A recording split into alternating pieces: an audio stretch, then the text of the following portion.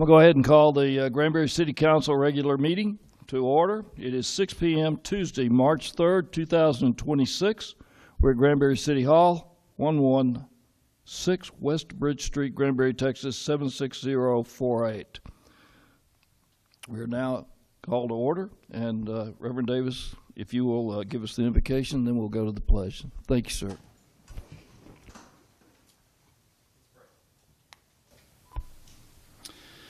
Holy Father, we're thankful tonight for this community and these leaders that claim you as Lord. You are indeed the Creator, the Provider, and the all-powerful God, and we honor and love you. I pray for the discussion that happens here tonight, Father. The decisions that are made, may they be rooted in wisdom that comes from you, O God. Father, we ask for your protection and your grace during these uncertain times, and may your truth prevail. We ask that you guide and protect these leaders and fill them with your wisdom, your courage and discernment as they lead this community. You are indeed a good, good Father, and we love you and we thank you. It's in the name of Jesus we pray. Amen. Amen. Mr. Davis, thank you, and I do want to recognize that Reverend Davis is the worship and involvement minister of the Granbury Church of Christ. We appreciate you coming. Now, if you'll join me in the Pledge of Allegiance.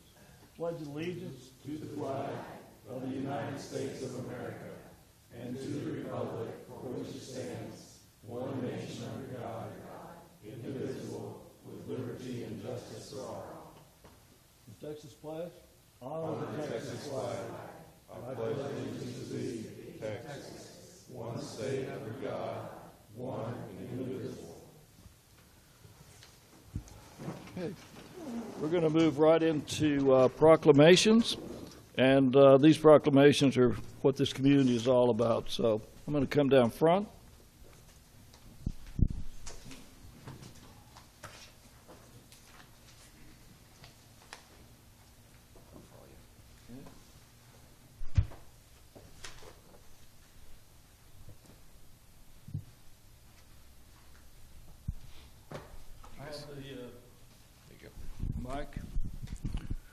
I have the proclamation for Sexual Assault Awareness Month and Child Abuse Prevention Month. I'll do Child Abuse Prevention Month first.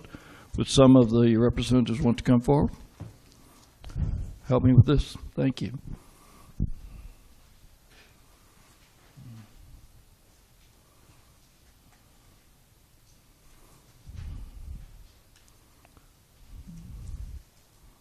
Okay. You help me when I go off script here. All right? They'll take the mic away. This is an official proclamation of the City of Granbury.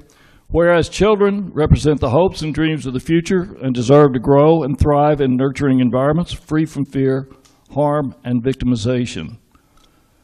And whereas it is the collective responsibility of our society to protect and support our children, ensuring they are loved, cared for, and provided a safe and secure upbringing free from verbal, sexual, emotional, and physical abuse or neglect.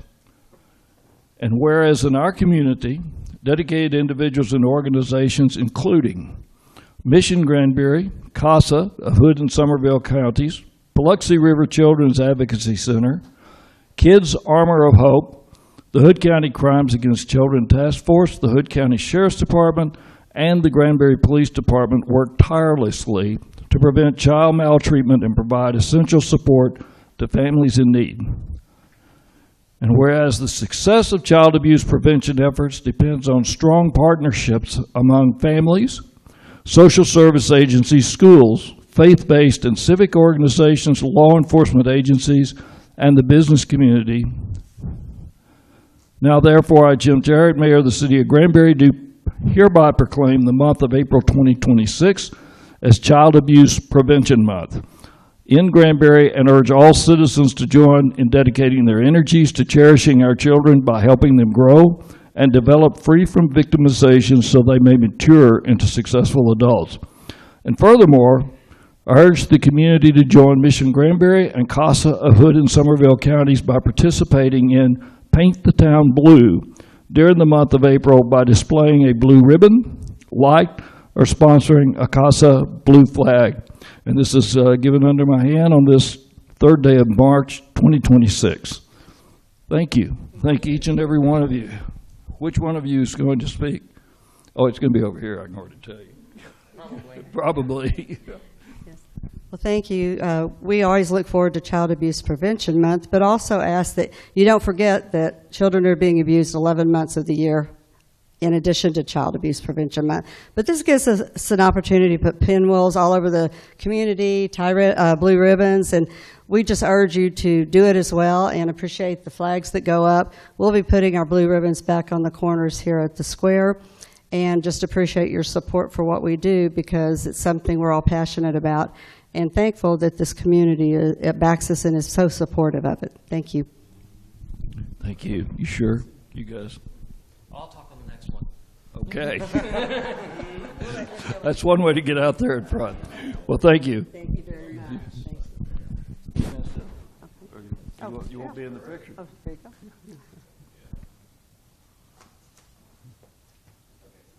Thank you. Yes, sir. Well, we'll see you again in 2 minutes. All right. Thank you. Stay. Do you want to stay? Yeah, Okay. we're gonna Stay stay. for the next. Did you bring the proclamation?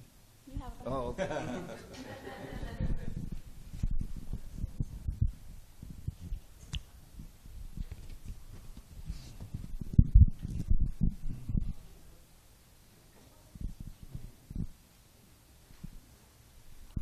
Another stellar group of people.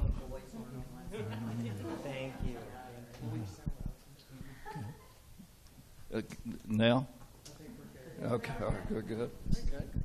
This is a official proclamation for Sexual Assault Awareness Month. It's a mouthful, and I even hate to say it, but we do have an official proclamation, and whereas sexual assault is a serious crime that impacts individuals of all ages, backgrounds, and abilities, regardless of race or socioeconomic status. And whereas preventing a sexual assault requires a fundamental shift in social norms that tolerate violence, calling for the united efforts of individuals, families, institutions, and systems to create meaningful change within our community. And whereas the City of Granbury stands in solidarity with national efforts to raise awareness and support survivors by recognizing Sexual Assault Awareness Month, and whereas Sexual Assault Awareness Month serves as a vital opportunity for citizens to learn about prevention, engage in advocacy, and support organizations such as Mission Granbury, which provide essential services, assistance, and empowerment to survivors. Mission Granbury's Victim Services Program served 188 sexual assault victims last fiscal year. That's one every 2 days. Now, therefore, in recognition of the important work done by survivors, sexual assault programs, and victim service providers, I, Jim Cherry, Mayor of the City of Granbury, Texas, do hereby proclaim April 2026 as Sexual Assault Awareness Month, and I encourage all residents to stand together in the fight against sexual assault, support survivors, and engage in efforts to prevent violence, creating a safer and more compassionate community for all. It's given under my hand on this third day of March 2026.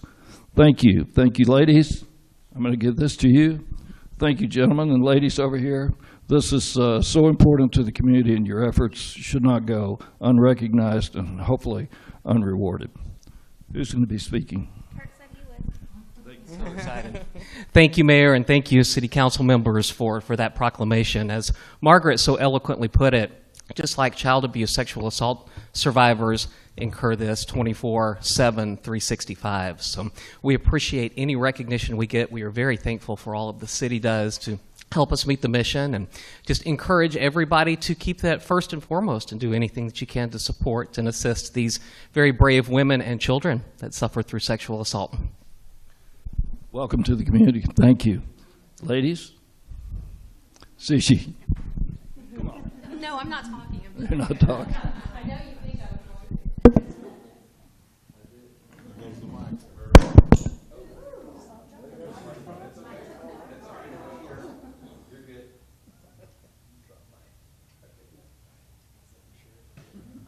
Thanks so much. Glad to be here. Thanks, broke. Okay.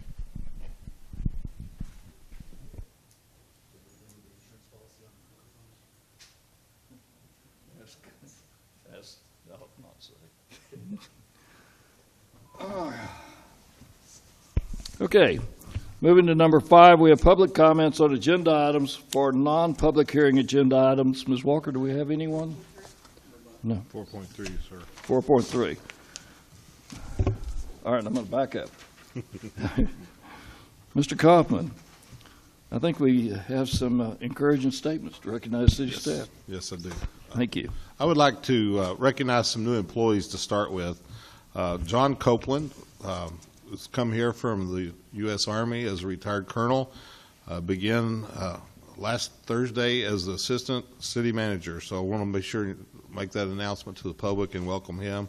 Also, we hired Chris Sharp as Director of Strategic Projects, and soon he will be the Interim Public Works Director, and so we're looking forward to him being here as well.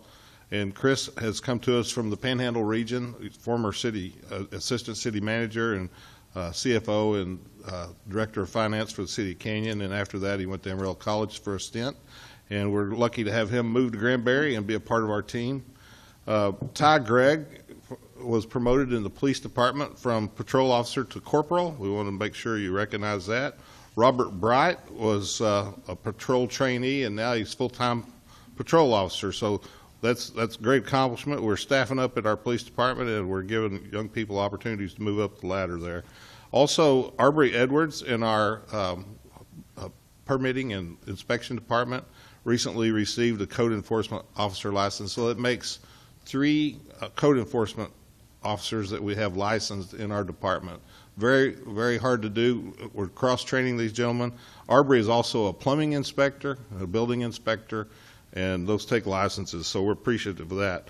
I do want to call your attention to we all know about the highway project that we're working on. 377 from Pirate Drive to Overstreet Way is moving forward. Utility companies are moving the utilities. We've been diligent about bidding our work to move our utilities, and the last piece that needed to be addressed is the electric relocation of our municipal electric service in that area. It's not a lot of stuff, but it's some stuff, and we also have to work with other agencies that to move their utilities that are on our poles as well simultaneous. And through that process, our electric utility director, Kenneth Causey, has been working with our engineers to resolve where these new lines are going to go and how they're going to be relocated. And what people don't see behind the scenes is our purchasing agent, Christy Russell, has been involved every step of the way in that process with Mr. Causey. And we've got till October 1st to move these utilities if we're going to see dirt turn in January. That's our goal. And so in all of our contracts that we've written with our subcontractors, we put that as a drop dead date for them to be completely out of here, or there's penalties involved for them.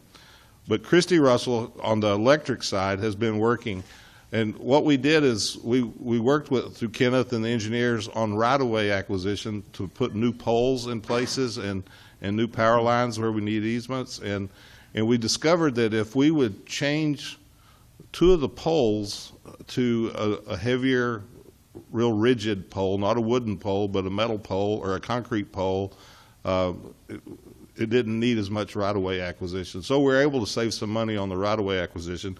But when we open the bids, the delivery date for those 2 poles are 280 days away. If you do the math in your head, that doesn't work. So Christy Russell and Kenneth working together found 2 poles that will be delivered in 4 weeks. The only 2 poles in America that we need that fit the specs of what we have to have. There's a lot of engineering goes into those poles, I've learned. You drive down the road, you just take it for granted, those metal poles holding up power lines, those are engineered, and they're engineered to hold what's put on them and to withstand the wind and all the elements. And so hats off to Christy Russell and Kenneth Causey for getting us to where we're going to be able to meet our goal. Now then we've got to work hard to get the other utilities to move their utilities as well and be through by October 1st. So thank you, Christy, and thank you, Kenneth. Also want to mention this, that on Thursday last week, we received an email with a bit of information we've been waiting on to receive, but we thought we had till about the middle of April to submit it. It's for a funding opportunity from the federal government, and they said you have till next Thursday to get it completed. And so Chris Sharp, as our strategic projects director, has been working with our consultant and has completed the paperwork. But in order to complete the paperwork, it took letters of support from various people, elected officials, state representative, county judge, and our mayor to go along with that. And Chris, and with the help of Sarah, my executive assistant, have been able to get those letters within this day. And so we've got the packet completely ready. We've submitted it to our consultant, and it will be submitted to Congressman Williams' office on Thursday. So hats off to that. Ava Gregory probably worked through lunch to get the extra data that we needed from her and the finance department for this application. We want to thank you, Ava, for sucking it up and helping us make this quick deadline. So those are some important things that I wanted to share with you. And then I wanted to share with you some other stuff related to development. Shay Hopkins is our Director of Economic Development. She's not with us tonight. She's got 4 kids that she takes care of, and we want to support her with that. But no need for her to be here tonight, but I wanted to give her a little praise and admiration for what she's going through. You know, the data centers have been a big controversy in the county, and as we annexed 2,090 acres of land from Dr. Reddy, there has been an outcry for public information to be released to the public, and we have done that. And one of the things that we found out as we interviewed or visited with a couple of citizens that have come by to see what was really going on and be able to have a conversation. And we'd encourage anybody to reach out to us if they got questions, because if you come to the council and speak during the open mic night, by law, we can't respond back. But Shay has been reaching out to people and talking to them, and they've come in, and she shared a document with them that we've been working on behind the scenes with these people that are putting in that are looking at putting in the data center. And these issues that we've all addressed, and they've agreed to follow our recommendations: noise mitigation, and then there's a whole 2 or 3 pages of noise abatement design requirements, operational noise controls, monitoring and compliance. Then we give them some suggested resources to even help them more. Visual buffers, 100-foot vegetative buffer around the property perimeter. There's even some areas that require a berm to even provide more buffering. Air quality protection is being addressed with construction dust and emissions. We contacted the Council of Government. We've got their standards for the Metroplex, and we've even put them into our document even more conservative than what they require in that area. Water conservation, we covered that as well. Community accountability, we want annual third-party inspections of this facility should it happen. Again, they have not showed up to this date to talk to this council about anything on a formal level. So I just wanted to make sure that, as I'm praising Shay for what she's doing behind the scenes, working with people, trying to make sure that the development that we do get is what we want, she's put together an incredible list of things that we want to look at: a decommissioning and facility obsolescence plan, community protection standards, compliance reporting, traffic and construction controls, workforce housing plan, housing and lodging arrangements, local housing market protections, transportation and routing, compliance, monitoring, update, post-construction wind down, enforceability, all these key components we've been talking about. And then a local spend. We're working with local vendors to provide information back to the city so that we can give them a recommendation as people come to our town to build facilities, or whoever it is, whether it's a proposed data center or some other manufacturer or whatever. We want them to spend money with the local businesses if we can. So she's working behind the scenes to make that happen with local businesses. And then the education part for training and workforce development. And so those are some of the things that we're doing as a community for economic development to ensure that what we get built or we attract here fits our community. We don't want to develop anything that's not good for our community. And Shay has been a vital part of that, and I want to recognize her. She's received a lot of complaints and sarcasm on social media. I don't do social media, but I've been told these things by my staff that they monitor it, and it's really hard emotionally on employees to have to go through that. So I hope that by me sharing this tonight, oh, by the way, all this information was released with the public information request, and the people she's talked to that's come to her says, did you give that information when they did the public information request? And we say, yes. And she says, they say, well, we didn't get that. And so when they walk out of here, they carry this document with them for the first time. So you can't believe everything you read on social media, and you can't believe everything maybe one of your friends told you.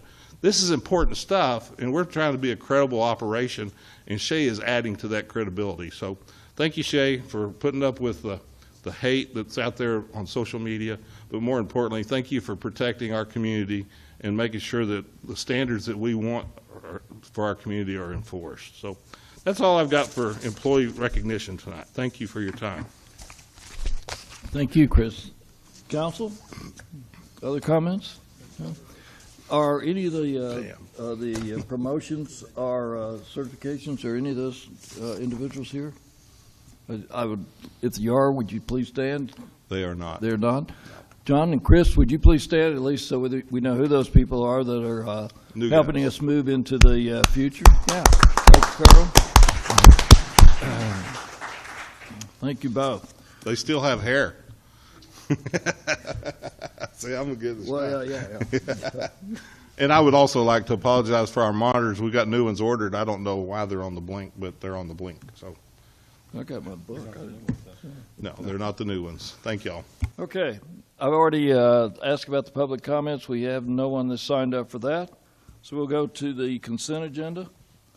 All items on the consent agenda are routine or previously discussed items that will be approved with one motion. However, should a member of the City Council wish to discuss any items, said item may be removed from the consent agenda and considered under the deliberation agenda.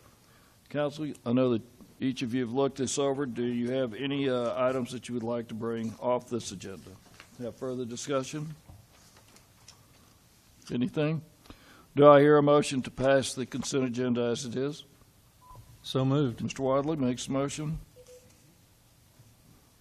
Second. Mr. Allen seconds. All in favor say aye. Aye.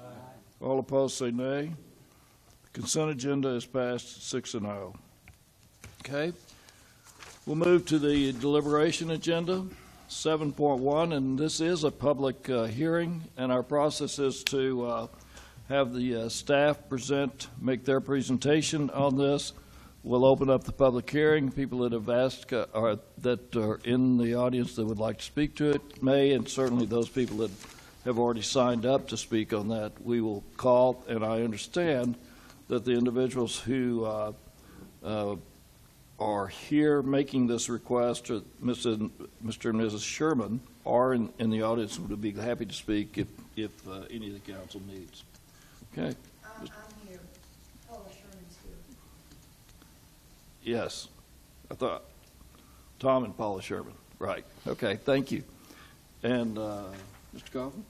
Thank you. I'll turn it over to Cody Nolan, our interim director of community development, to go through this agenda item.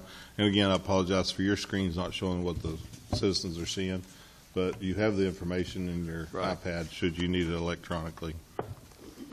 Thank you, Cody. Yes, sir. Thank you. Good evening, Mr. Mayor and Council.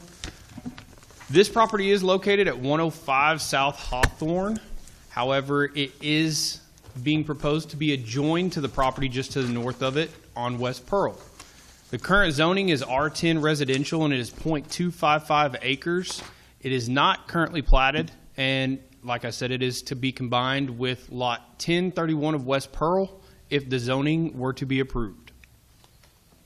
The future comp plan that was adopted in August of 2025 outlines this property as low-density residential, whereas the property to the north is retail office.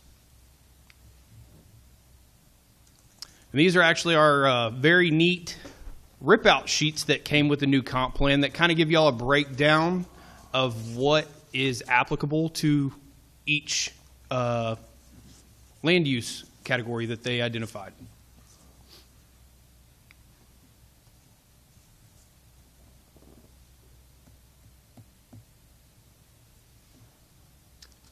And so per the zoning ordinance, council and P&Z are to follow the following factors and see if this is applicable for a zoning change. The proposed use would allow for growth of light commercial uses in an area that retail office is currently in use. Infrastructure is in place at this time, and the proposal would facilitate growth of an existing business on a lot that would struggle to be developed any other way. The proposed change would increase the retail office area currently allocated in the city. However, it would be added to an existing property that is already zoned light commercial. And the use along West Pearl are similar in nature, but not along South Hawthorne. There is no negative impact anticipated. And the proposed use presents a significant benefit in the way of expanding the offices that already exist at 1031 West Pearl. And the proposal would activate more commercial opportunities in the community. And the current zoning is R10. The proposed is light commercial to match the northern lot. And for the zoning considerations, the zoning would allow for the property to be developed that is compatible to the property to the north. Infrastructure is in the area. No new connections would be needed to be made. And this change represents an increase in the overall supply of the light commercial zone land in the city. There are a few properties in the vicinity that are straight zone light commercial, and this proposal would increase the land area of LC light commercial zoning in the city. On January 28th, 2026, city staff mailed out 15 public notices to all property owners within 200 feet and on the municipal tax roll within 200 feet of the subject property. On January 24th, notice was also published in the Hood County News as required by state law and the zoning ordinance. The required zoning change sign was also placed in front of the property per state law. As of this writing, we have actually had 0 letters in favor and 1 letter in opposition from a neighbor. And staff recommends approval of the comprehensive plan amendment and the associated zoning change. And at the February 29th, 2026 Planning and Zoning Commission, they recommended denial of the comprehensive plan by a 3-4 vote, and the commission also recommended denial of the zoning change by a 6-0 vote. The options for denied: approve the comprehensive plan amendment or deny the comprehensive plan amendment, and approve the zoning change or deny the zoning change. And that is everything from me. If you have any questions, I am available. Thank you. Yes, ma'am. Go ahead, please. No, you first. My question is, when Planning and Zoning, who is a very good group, they decided 6-0 to decline it and 3-4 to not approve it. Why did the city come back and say, we now agree, or we recommend approval? Staff recommended approval from the beginning with the P&Z to the P&Z Commission as well. Just by looking at the property, it would be hard to be developed any other way. In a residential form, the lot is only 67 feet deep and 141 feet long. There are 25-foot setbacks for front yard setbacks and 30-foot rear yard setbacks, which would allow that to not really have a very wide house. It'd be a long, skinny house if it were to be developed. And they would have to go to the ZBA more than likely to build a house to get variances for those depth requirements and building restrictions that they would have. And so staff looked at it in the way that this would be easily used as a parking lot. That was what we were originally told, that it would be an extension of a parking lot partially onto this property, not fully used as a parking lot, and that it would be a lot easier for this to proceed versus somebody going through the ZBA hoops to get the variances to build a residential structure.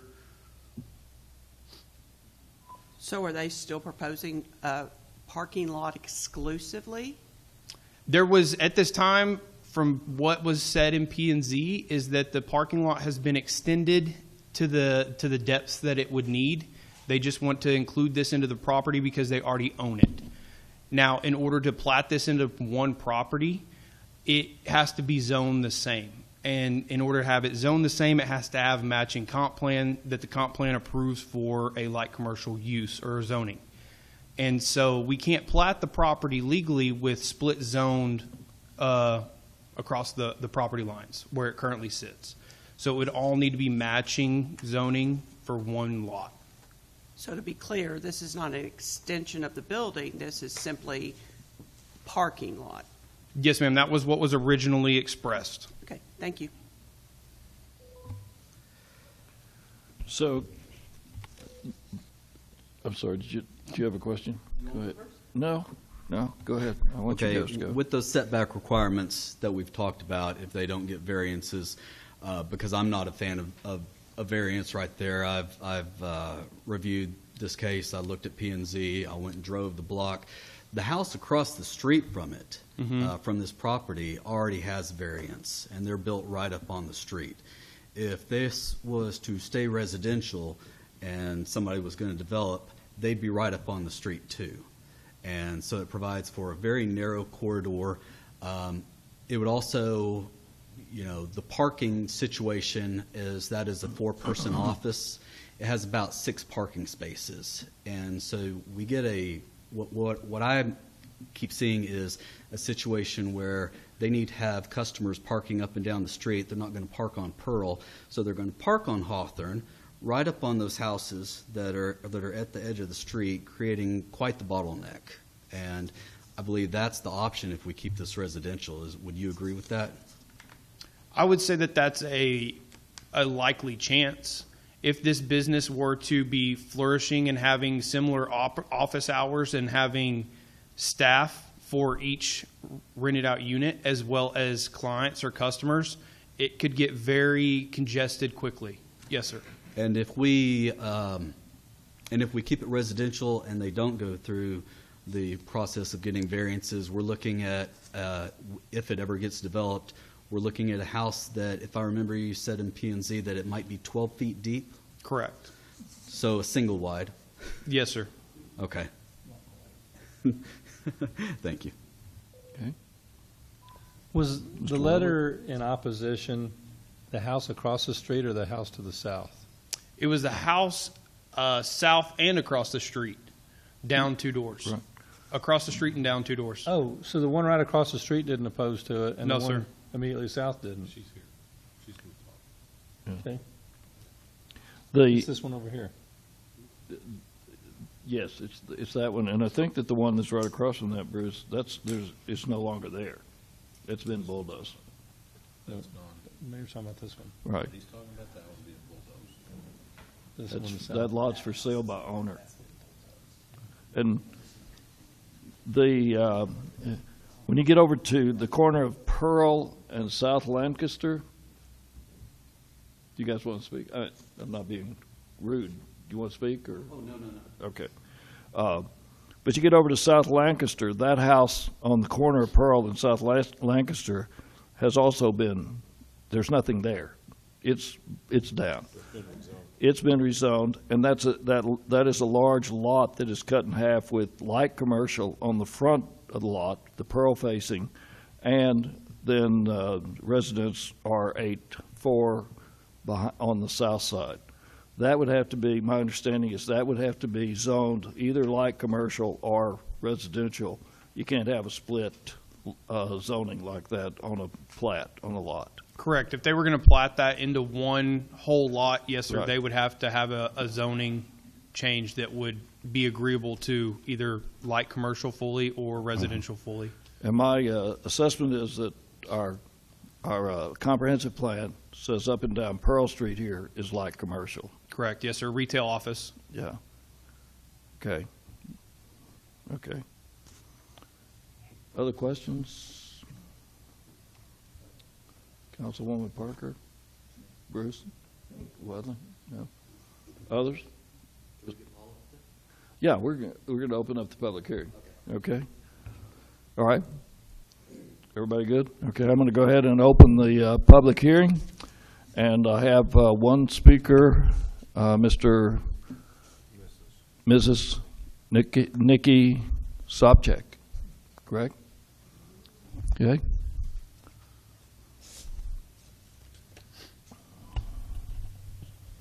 Can you hear me? So good evening, Mayor, council members. My name is Nikki Sopchak, and I own property at 112 South Hawthorne Street. I'm here tonight to speak against this proposed zoning change on this street. My mother has lived on South Hawthorne Street for 20 years. She enjoys living in a residential neighborhood, and she spends her time on her porch, and she enjoys the tranquility of being in a residential area. She does not want commercial uses to encroach into this residential neighborhood. She does not want to look at a parking lot across the street. She does not want car headlights to sweep across her porch and her windows as they enter and exit a parking lot. She is also concerned about her safety and welfare, as a commercial use will invite lots of strangers into the neighborhood. When I received notice of the proposed zoning change on February 4th, I wrote an email to staff letting them know my opposition. I also attended the Planning and Zoning Commission hearing and spoke against it.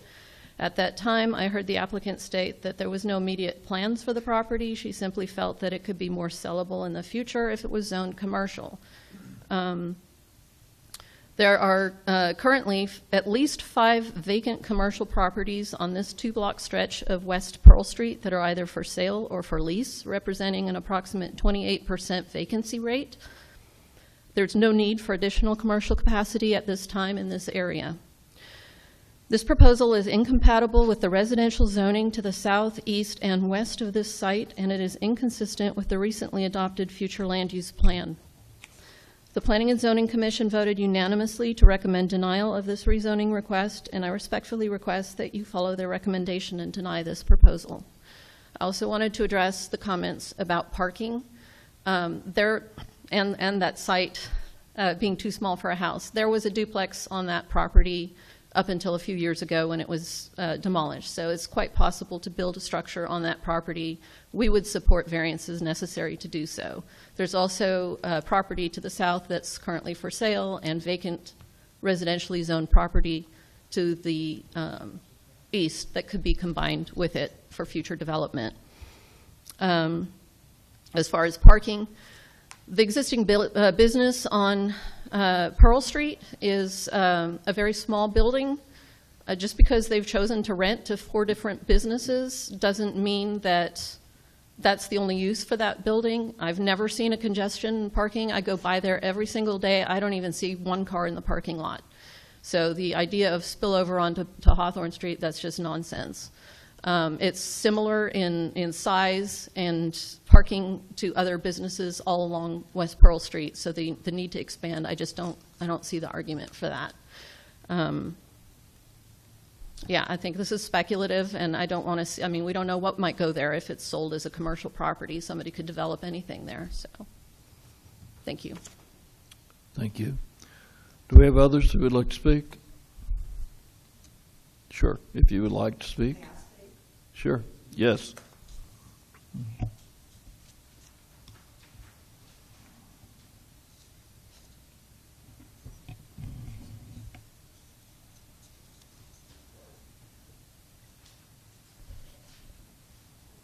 My name is Paula Sherman, and I own the property at 105 East Pearl Street.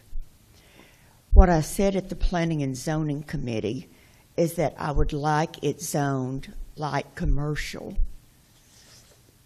because I need it platted with the other lot, and the bank will not allow me to cover the note for 2 lots if they're zoned differently.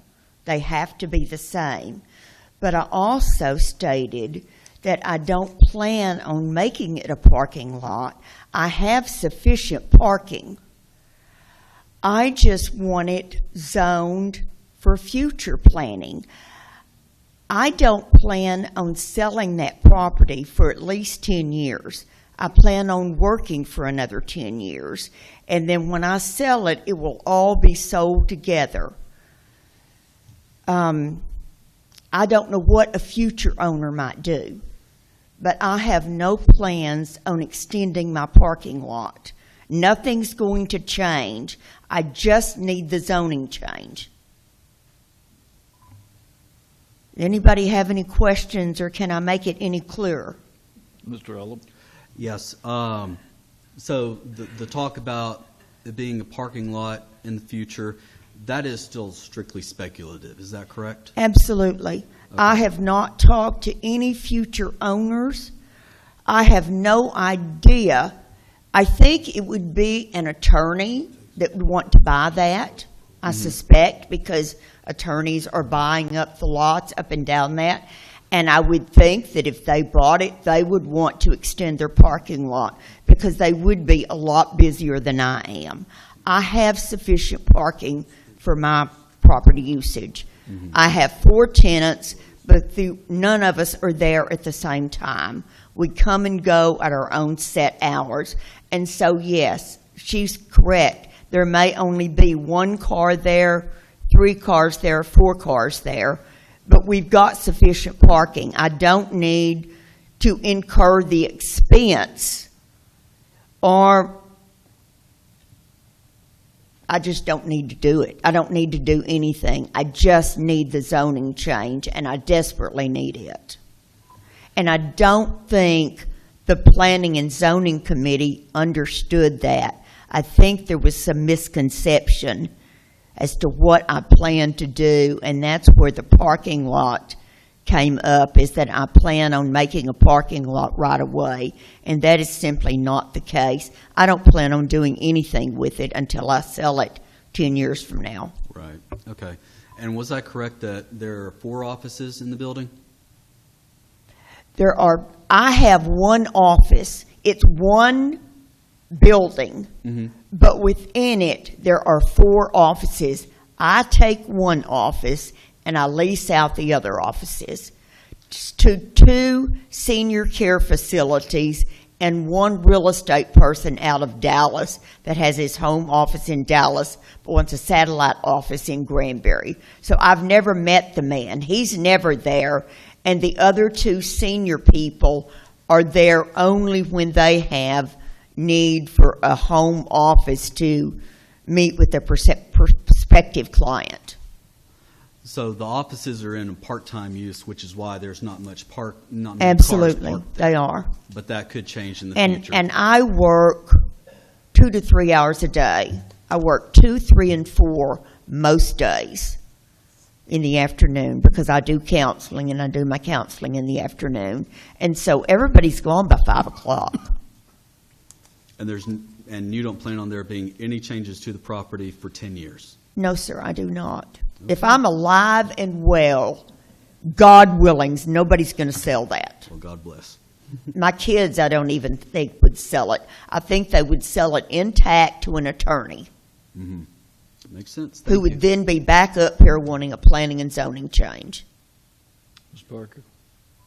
So, anything else? Yes. Paula, so if we were to approve this, it would not preclude you from, even separate from your testimony today, from selling it 6 months from now and doing exactly what could have been. So you're asking us to put trust in you that at least for 10 years, but God forbid, my best friend just died last week after 11 days after he was diagnosed, younger than you, and we don't have any concrete evidence that that's going to happen. That is so correct. So if we did this, you're asking us just to trust. Yes, Okay. ma'am, I am. And However, this is a residential area. You acknowledged that when you bought this. yes, ma'am. Okay, thank you. I still believe, if I may add this, that even if I sold it, it's better being sold intact than it is trying to build a small house on it, because all you're going to get in there is a very narrow, very long, ugly house that is of not much use. It's going to be tacky. I'm not going to sell it like that, but a future owner could. I don't think they would, but they could. Yes, ma'am. All right. Anything else? Anybody else? No. Thank you very much. Appreciate it. Thank you. Are there other people in the audience that would want to speak on this matter? Okay. Sorry, is that a question? No. It's for the total audience. Thank you. Could I have the council may approve X, Y, Z, have those parameters again. I didn't realize how much I do use that screen. Approve of the comprehensive plan amendment, deny the comprehensive plan amendment, and then once that is, there's a decision on that, then approve the zoning or deny the zoning. So the comprehensive plan has to get approved prior to the zoning being approved. And the comprehensive plan amendment is to change this property from, Low-density residential to retail office. that's light commercial, that's, Yes, sir. Retail Okay. office corresponds with the light commercial zoning Okay. use. and then the zoning ordinance would be to, From R10 to, from R10 residential to light commercial zoning. okay, Mayor, can I ask a question first? sure. So all the other buildings on this street, they don't go with any of our setback rules. No, they are I mean- legal I mean, non-conforming. The And- building that Ms. Sherman has right now, I'm looking at it, it's got a driveway behind it, it looks like it's less than 10 feet wide, no room at the front. The house across the street, or the building across the street from it, it's right up to the property. The house across the street from this lot, it's got a porch or something, it looks like, that's right up to the property line. So, were those all built prior to they're all grandfathered in? Yes, sir. They're all legal non-conforming grandfathered in uses or structures. So if someone wanted to build a house on that and go through the ZBA process, because of these other properties around it, would they likely be allowed that? Or, I mean, that's speculative, I understand. Yes, but- sir. That would be 100% speculative. It would be up to the ZBA and whoever is proposing to build something. When they get to ZBA, they have to show what they're going to build and why they're asking, instead of just saying, hey, I want a variance for 10 feet on this, and I'm going to slap a building of some sort on it. They would actually have to have a game plan of some sort. 'Cause they don't want a 12-foot deep house. Right.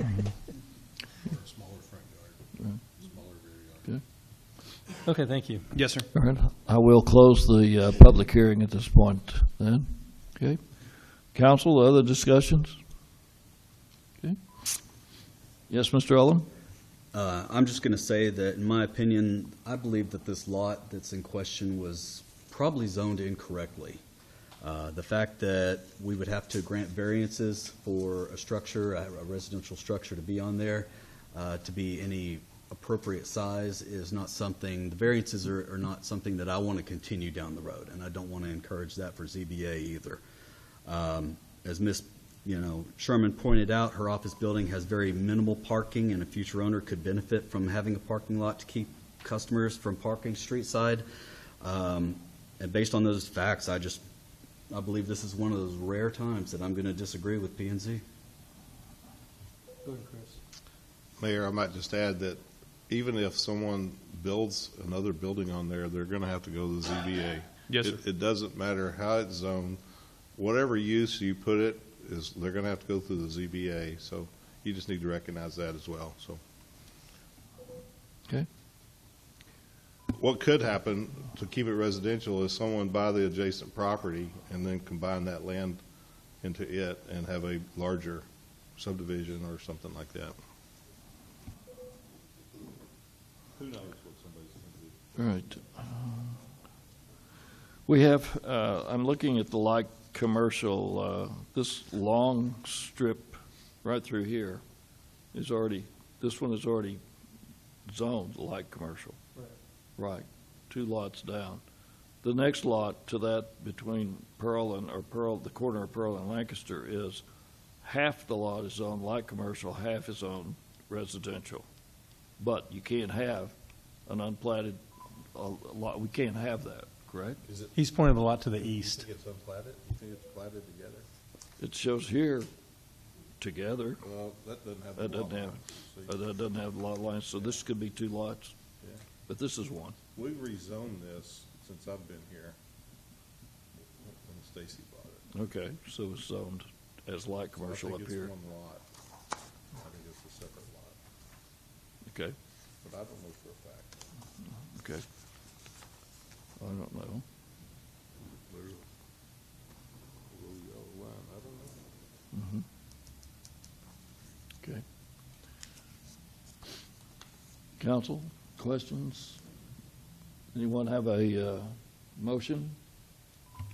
Mr. Allen? I'll make a motion Oh, to.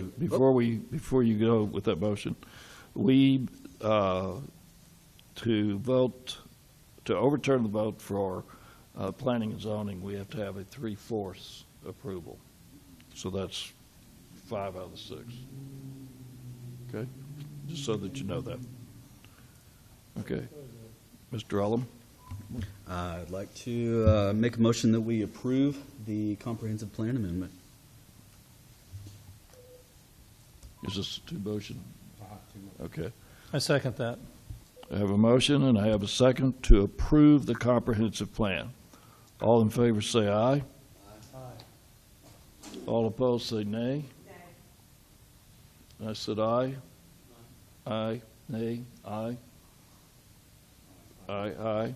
So that passes 5-1, and it is voted to be in, we changed the comprehensive plan, correct? Correct. So now we can vote on the zoning? Okay. Do I hear a motion? I'll make that motion as well. Make the motion. Make the motion to approve the zoning change. Second. Motion made and approved. All in favor say aye. Aye. All opposed say nay. Okay. I have 5-1. So that too is approved. Thank you, council. Thank you, Ms. Sherman. Thank you, subject. Thank you for everyone that presented here. Okay. I would like to thank you guys for doing what you do. I know it's all volunteer, and I know oftentimes it's thank you volunteer, and I know that somebody always leaves these chambers upset, and I just appreciate it. I appreciate the planning and zoning committee too, even though it didn't go my way. It's a thankless job that somebody's got to do it, so. Thank you, Ms. Sherman. Appreciate the comment.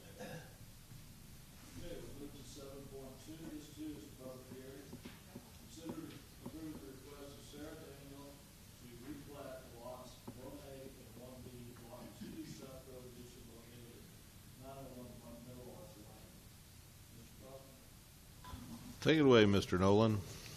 Yes, sir. So this is located at 901 Meadowlark Lane. It is 0.55 acres, a little over half an acre. It is originally platted as Lot 1, Block 2 of South Grove Addition, and the purpose is to create 2 single-family residential lots, and it is zoned single-family 8.4. Y'all don't see many plats nowadays, and that's because the state only requires public hearing for residential replats, and that's exactly what this one is. This is the proposed plat layout. There will be 2 lots, roughly 12,000 square feet per lot. One that's going to be having frontage on Chaparral and the other on Meadowlark.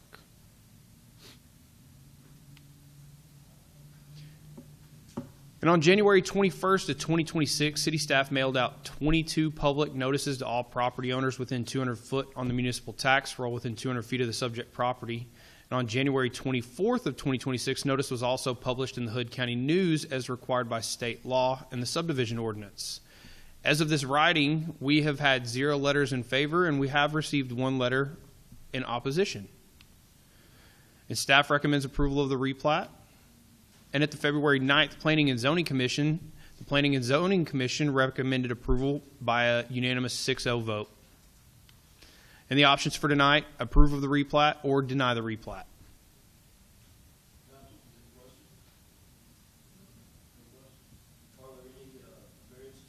No, sir.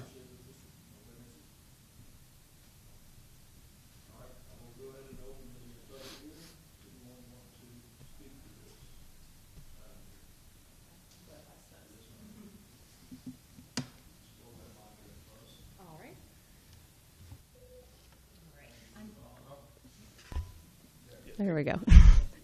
I'm Sarah Daniels, and so I just thought I would, I had a comment earlier about the scale of the survey that I submitted, so I thought I would clarify that. My understanding is that R.8, residential R.8 zoning, means there needs to have a minimum square footage of 8,400 square feet per lot. Both of these lots are over 12,000 square feet, and as previously stated, no variances are needed for setbacks or anything of that nature. So I'm happy to answer questions if anyone has them. No. Okay. Thank you. Anyone else want to speak? Go ahead and close the public hearing. Council, other questions? Comments? Do I hear a motion? I'll make a motion to approve. We approve the request of Ms. Daniels to replat lots 1A and 1B, Block 2, South Grove Edition. Second. And Mr. Robert makes a second. All in favor say aye. Aye. All opposed say nay. That will pass 6-0. Thank you.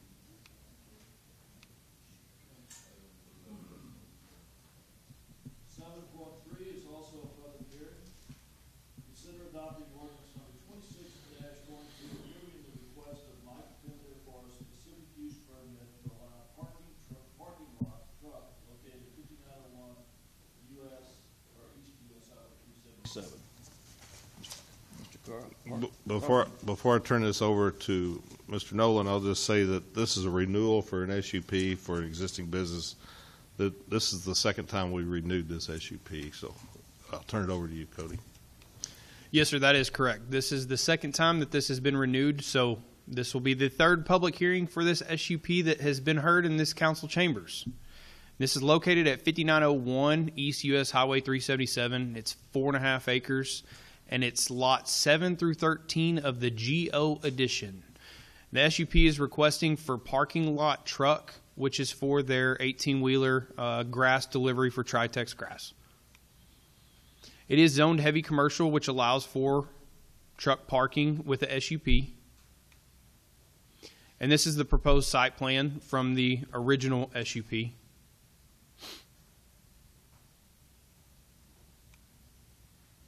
And the conditions associated with this, this is a specific use permit for parking lot truck as defined and regulated by the zoning ordinance. The site plan as shown on Exhibit A is the governing site plan for the property. And the specific use permit shall automatically expire 5 years from City Council approval. All outdoor lighting, including parking lots, shall be directed away from all properties zoned or developed for residential uses. And all parking and maneuvering must be on an improved hard surface. And I will say with that, that is for where the customer parking is up front, where the current parking for the rear, where the 18-wheelers would be parked, is on a non-improved material. It's legal non-conforming in that way. And if they were to expand their non-conformity at that time, we would request that it be concreted in where the trucks park.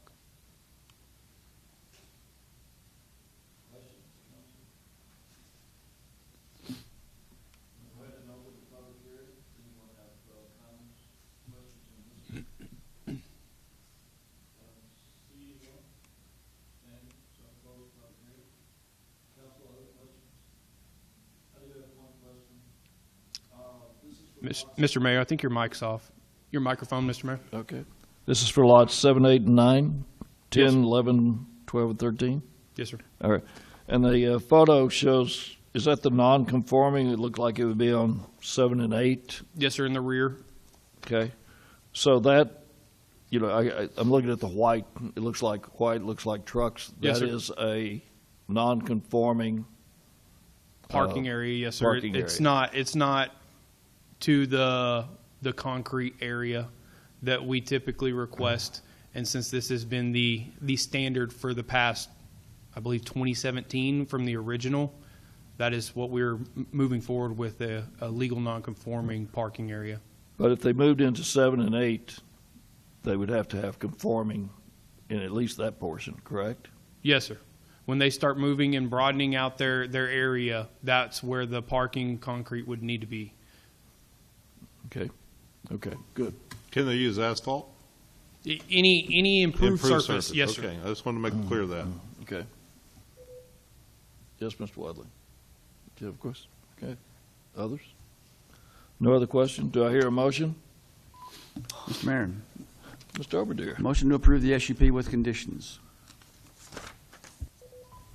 Second. Could I have a clarification on the conditions? Since we don't have it in front of us. So the conditions as presented, a specific use permit for the use of parking lot, truck as defined and regulated by the zoning ordinance. The site plan as shown as Exhibit A is the governing site plan for the property. The specific use permit shall automatically expire 5 years from City Council approval. All outdoor lighting, including parking lot lighting, shall be directed away from any property zoned or developed for residential uses. All parking and maneuvering must be on an improved hard surface. This specific use permit is subject to all other city code requirements, permits, periodic inspections, and inspection fees as established in the city's master fee schedule. And this specific use permit is subject to periodic inspections and inspection fees as established in the city's master fee schedule. Any violations of the supplemental land use standards or terms or conditions stipulated in the specific use permit may be deemed in violation of the zoning ordinance, and the specific use permit may become null and void, or the certificate of occupancy may be revoked. Those are the 7 conditions for this SUP. Very good. Yes, Thank sir. you. Thank you. Were there other questions? We do have a motion and a second. From Mr. Corrigan makes a second. I have one. And Mr. Kaufman has a question. Is Mr. Pender in agreement with the specific special conditions? Is there any new one that's been laid on him? No, sir, there's no new Okay. ones. All right. Okay. So I have a motion and a second. All in favor say aye. All opposed say nay. Hear no nays, that will pass 6-0. Thank you, council. Thank you, sir. So, 7.4 is consider awarding bid number 25-26-06 for the Lake Granbury Crossing Electrical Infrastructure Remediation Project to Renegade Group, LLC, in an amount not to exceed $200,000 and authorize the city manager to execute the contract. Mr. Kaufman? Thank you, Mayor, Council. I would just like to squeal a little bit here. This is an unfunded mandate from the state legislature.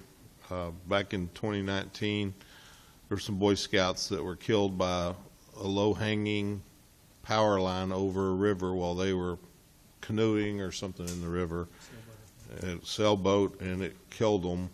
And but based on that, they mandated that all power lines over any body of water had to go up to a minimum of 45 feet above the surface of the water.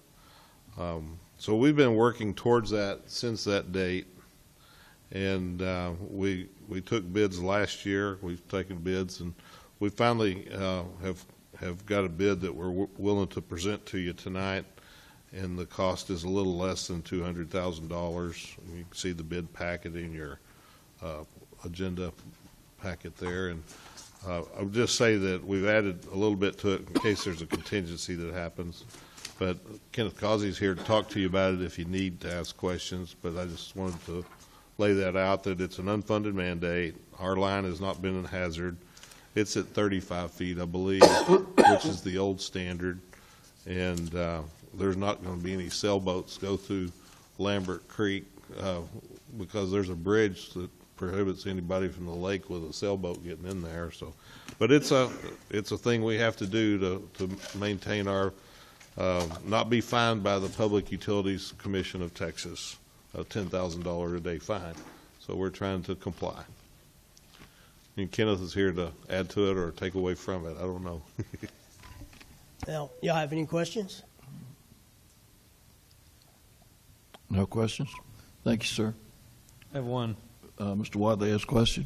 How high is the bridge off the water? That I don't know. It's right I'm down. guessing It's 15 high, feet? It's high enough for my boat to barely go under it. Right. So I understand why you were squealing. Okay.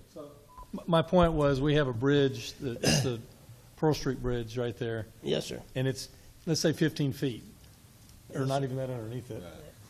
And then just north of that is this power line that's 35 feet. So anything that can get to the lake, anyway, you understand my point. Yes. It's not going to get there. Okay. No other questions, comments? Do I hear a motion? Ms. Parker? Motion to approve. I have a motion to approve awarding bid number 25-2606 for the Lake Granbury Crossing Electrical Infrastructure Remediation Project to the Renegade Group LLC, an amount not to exceed $200,000, authorize the city manager to execute the contract. Do I hear a second? Second. Okay, I have a motion and a second. All in favor say aye. All opposed say nay.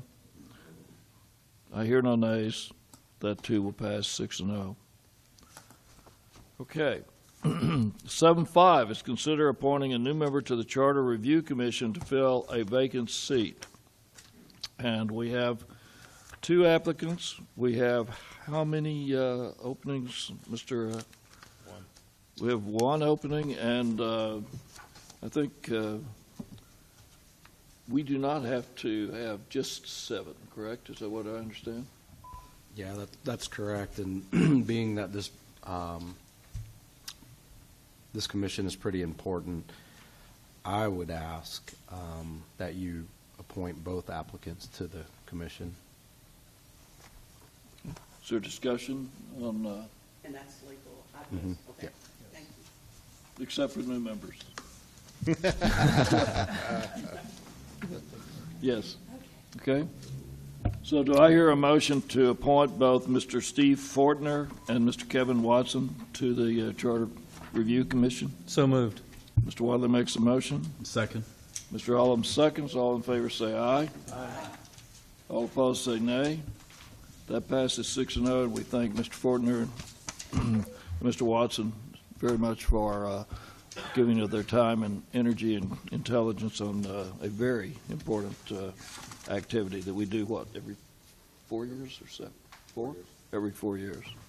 Get us up to date. Okay.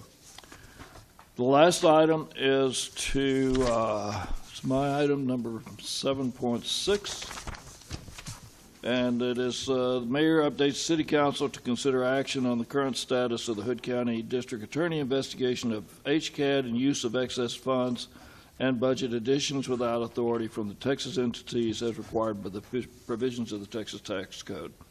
The mayor, I have visited with the Commissioners Court twice, and with the information that has been shared, there is an action item on their agenda for March 10th, I believe, and that agenda item is to provide a letter to the district attorney asking for resolution on the complaints that have been made by the city as it relates to the HCAD utilizing, moving $3.3 million over the last 10 years into activities, retirement activities and building activities that the board chose to do without any of the taxing entities who provide the financing ever seeing those requests and it none of those being included in their budget. And they will have a comment to make to the district attorney seeking, give us a solution. Or give us a call. Call us is to say, is this something that that you will follow up on with a grand jury summons, or are you going to drop the case, and if so, for what reason? Then we can move forward. We've got it stuck at the district attorney's office, and right now we need to move it out. That was last week. Last night, this week, I did visit with the school board, presented the same information, answered a number of questions. They have to get together. I mean, they're like us. We have we have action items, so we don't. It was not an action item. It was an informational item on their agenda last night, and they are reviewing. They heard me. They commented. We talked about it back and forth, and they asked what do we need to do. The request was made, and we will see when that should show up. as an action item. And then I believe that I am scheduled down to Toller on March 16th for their city council meeting to also cover this. As you will recall, the impact is to the taxing entities, and 3/4 of the taxing entities are the approval body. It's not 3/4 of the money, as in, the school board provides and obtains 6% or 60% of the taxing. They do not have 60% voting authority. Each of the individual entities of all, I think there's 11 now, of the 11 entities have one vote each. So I'll be visiting with every one of them, encouraging them to encourage the district attorney to move this complaint, and it is a complaint forward so that we can get some resolution. So more to come at a later time. Questions? I'm happy to respond to. Okay. There is a adjustment or a note in your book here that I would love to have the answers to, and I've asked. This is a public information request to our appraisal district. These are the questions that the forensic audit wanted to answer. They came back, and I've not seen any answers on these questions, but they clearly would lead you to the next question, which is this a governance issue, as in the board of directors just got a lot of bad advice from both their accounting group, the financial auditors, and the attorneys, actually, at this point in time. So we'll see how it goes. It's $1.3 million that's still standing out there that was not moved back into the coffers of the taxing entities. Questions? No? Yes, I do have Mr. a Ello. question. I was wanting to know, we've dropped off this information with the DA. What exactly are we wanting the DA to do with that? Because as I understand, the DA is not an investigative body. They take information provided by law enforcement, and then they prosecute. So what are the criminal charges that we're asking the DA to consider here? The DA is not an investigative group, but he has nor are we. He has the power to assign the Texas Rangers to look into this. In terms of investigate, we have 10 years of minutes that begin and end with I make a motion to move excess funds to retirement or to the building. The Texas law is very clear that you don't do that. Those funds are moved back to the entities. There has been almost an 8-month investigation by the Texas or the county sheriff's office with one of the fraud investigators, 1 day a week for some of that period of time. We got that. His findings are exactly the same as the forensic audit. The boards overstepped their responsibility, and they misappropriated funds to their wishes and needs without any consideration of the taxing entities. So the criminal charges could be in misappropriation of funds, misallocation, whatever. It's taking money from the taxpayer's pocket. I mean, that we didn't approve, and we have the fiduciary responsibility. We did not approve these dollars.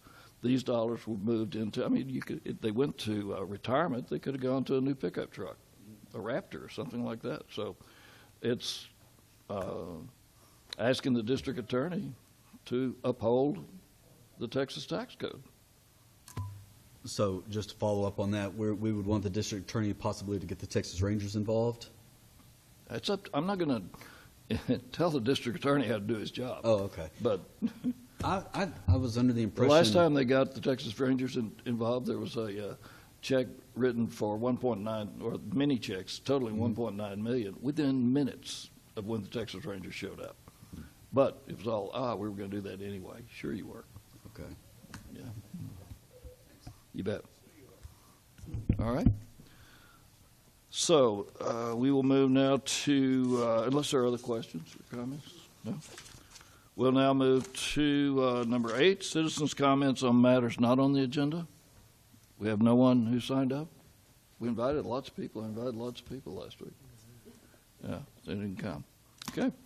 So we'll move to number 9. We will go into executive session. We'll have a discussion of matters permitted by the following sections of the Texas Government Code, Chapter 551. 9.1 is consultation with attorney pending or contemplated litigation. 9.2 and 551.072 is deliberation regarding real property. Section 551.087, deliberation regarding economic development negotiations. So we are now in executive session. Thank you, counsel.